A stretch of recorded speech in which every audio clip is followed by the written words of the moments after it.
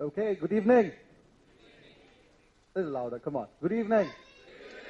Thank you, that's better. Just wanted to make sure you guys are not stuck in an afternoon siesta or something like that. But they've been very interesting speakers, what I've just seen. I just came in. And like she said, I'm from the company she mentioned. And we're an organization that started in 1997. And I basically have a very simple 3-point message that we're going to go through. We're going to talk about how we started up a culture here of a performance center in Chennai. When we started off, there was nothing like that, and it was very difficult. Some challenges were there, which I'll explain along the way. Secondly, I'm going to talk about why music is so important to each one of us, individually, right?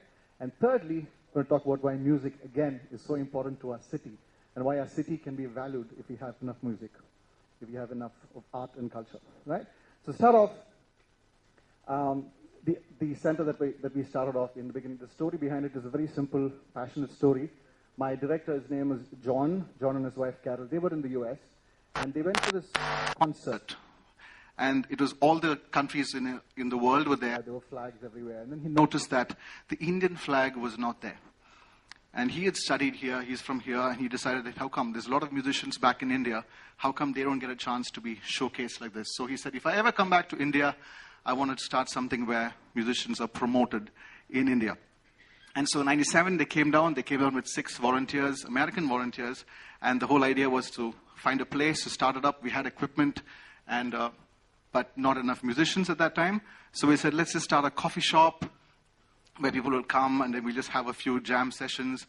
And then around 1999, we did the first JRO, as it was called.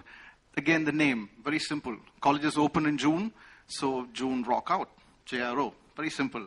And then they said, okay, let's try it. So we had about 8 bands, I think 4 bands every Friday. 4 bands every Friday we performed over the month of June.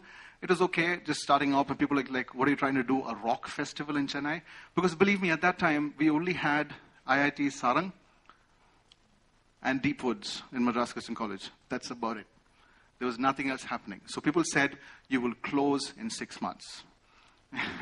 Because one of the rules that we had, not the rules, one of the policies we had was that we'll have no drinking, no smoking, and no bad language on stage. Because you can have heavy metal, you can have Pantera, you can have Iron Maiden. There was headbanging happening there.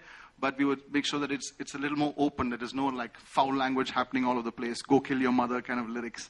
We said, no, it's not going to work because it won't go long. It'll just stop. So 99 was okay. 2000 was great again because we had Sandeep Chowthar come down and inaugurate the whole thing. In 2002, we had Louis Banks. Am I right on that? Yeah, Louis Banks came down to launch the whole thing. And it was very interesting to have him. I mean, calling him, we're just a small center in Chennai, and calling the godfather of jazz to come down to Chennai was like, I picked up the phone. I was like, the man who had to do it. And he was like, yeah, who are you? He said, we are the Unwind, and we do this and that. We do this music, we do this. And he said, okay, what? Tell me more. Because he has to take a schedule and come down. And finally he did come. And I remember we gave him this Lifetime Achievement Award. We made it on granite. And because at that time, they weren't these glistening awards that you can buy. You can just, this acrylic things. They weren't there at that time. So we actually went to a granite store and made a nice big thing and gave it to him.